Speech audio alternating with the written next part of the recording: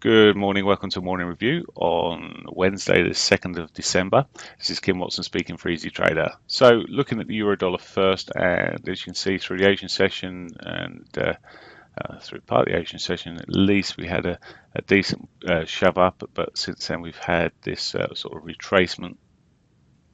We now, actually, it wasn't through the Asian session at all, it's through yesterday's US and possibly a bit of the Sydney session. We've seen the push up there.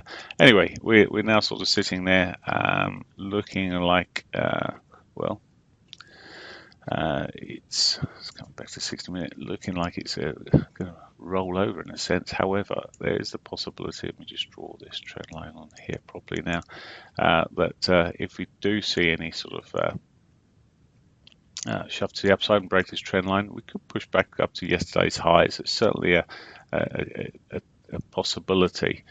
If we keep on selling off, well, we've got support areas below us on the 3400 and 50 as targets, and maybe see the S1 here, but hard call at this time in the morning, because really looking from a normal perspective, we've got a bull flag appearing here, so I'd almost rather be on the bullish side of this move than the bearish side.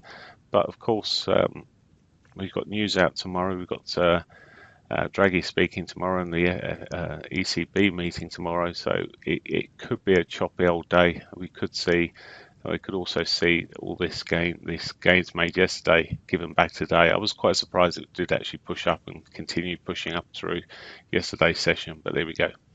As I say, it could be given back in readiness for possibly further monetary easing tomorrow. So that's the euro. Let's look at cable. And cable again, it made some recoveries yesterday after, well, it shoved up and then pulled back, and again it's looking a bit iffy here, sort of almost bull flaggy in sort of one respect. We still haven't hit the monthly pivot. It's got the monthly pivot quite a way ahead of us. It could be a target. I've drawn this sort of wedgie type pattern that we can see over the chart at the moment. We've got an untouched daily pivot above us, which has a reasonable probability of being hit. We just need to get back through those 60-minute moving averages, 60-21s. If we can get back through those, well, we'd be on for a reasonable move up to the daily pivot, and maybe beyond. It's cable, whilst the euro was rallying yesterday, cable was selling off for quite long parts of the time, in which that I'm trying to put logic to these markets sometimes, and it just isn't. So you just got to look at what's happening technically. Anyway, we're sitting here in this sort of a wedge position at the moment, because of from a statistical point of view, we've got the daily pivot above us. I prefer the upside at the moment, at least. So a break of these highs here may provide us a trade this morning. Okay, there's cable. News-wise on cable, there's not anything significant, but we have got, for which will affect the euro and cable, we've got the non-farm ADP non-farm figures coming out this early lunchtime, and then after that, we've got Yellen speaking later on. She's due to speak about the US economic outlook at the Economic Club of Washington at 5:25 p.m. So that in itself could create quite a bit of volatility there, in the euro, US cross currencies. But certainly at 1:15, I'd expect some sort of volatility kicking around there. And of course, for the UK, sorry, we've got the construction PMI out. It is not necessarily the biggest mover, but it does create some volatility, and that'll be around 9:30. Okay, dollar yen. Looking from a bigger picture, and it stays in this, as I say, stays in this quite tight range. I find it quite messy to try and look for trades from it when it's like this. There is some potential, obviously, because it's at least having sort of 4-hour stints in one direction, so there's trades to be had. It's not complete chop. through the shorter time frames, as the hourly was really choppy, it'll make it much more difficult. But there is a chance it could break down, pull back towards its daily pivot, but it's already hit that. It's almost looking at the moment like it may push up towards yesterday's high, midday highs, maybe beyond into Monday's highs there. But at the moment, well, yeah, that's where it's sitting really. Nothing else on that. Aussie dollar right now. So the Aussie dollar, as you can see, we've held steady. Good shove up through yesterday.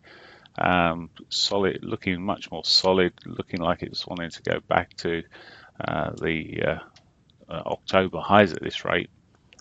Sitting just a little bit of a retrace after news. News was pretty good. A GDP figure came out at 0.9 versus 0.7, which is bearing in mind the demand of raw materials, minerals from China is reduced, so it's done pretty well. This again, it may just bounce off this 21, although it's got a daily pivot, which I'd rather see hit below. It may just bounce off these 21s here and run back up into the highs there. It's certainly looking more, pretty healthy over the last couple of days or so, and it's made some good ground. See, a couple of days, it's more than that. It's been shoving up quite well. So let's just see how this runs. But really, it's already hit the R1, so it's taken it away from me as a target. But sorry, that's yesterday's R1, beg your pardon, and the monthly R1, beg your pardon. So it's still got the potential actually of running out for its daily R1 there. Okay, Aussie dollar, Canadian dollar. Finally, we'll finish off with the Canadian dollar. Still in that sort of horrible daily. I say horrible because I just really don't like these sort of moves when you've got bars that are overlapping so much. There's no real significant trend, particularly the last couple of days. It's quite choppy, but again, it sort of has these 4-hour chops, and which allows at least trades to be had from it. It's when it gets a bit more bitty on this hourly point of view later on, where it gets choppy, it makes it very difficult to trade or try and catch onto what the trend is.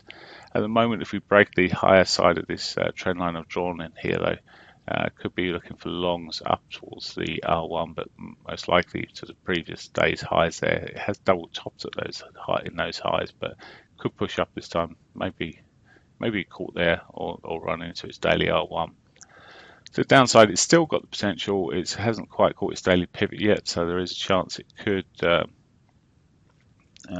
break down here, but we've got plenty of support on the way down. As ever, when it's pushed up like this, you find that we've got to run through the 60-20s and 50 and the 34 before it's back down or can get down to your target. So it could be a sticky old route. One thing to bear in mind here also is just the general shape of this is the 50 is still pointing down a little bit, so it's still suggesting it's maybe rolling over still. Now, should us ever look at oil when we're looking at Canadian dollar, because it just sort of gives us some sort of there's a strong correlation between the two. So oil's coming off a bit here, so okay, at the moment I'd be happier looking at the long side of the dolly CAD. So as oil's pulling off here. Okay, that's it for me. Say main news then today, now coming out, construction PMI this morning, ADP at 115. Actually, we've got a Fed chair speaking, Yellen speaking at 1:30 due to deliver brief remarks at the National College Fed Challenge Fund. Okay, that probably won't create too much problem at 1:30, but just to be aware at 1:30 she's speaking. But really, if you're trading the Canadian dollar at 3 o'clock, we've got the Bank of Canada rate statement. So normally get a bit of volatility around that for the Canadian dollar at 3 o'clock. And then, as I said, at 5:25, we've got the Fed Chair Yellen speaking again at 5:25, which may create a bit more volatility. She due to speak about the US economic outlook. Okay, that's it for me. Hope you have a great day. Bye.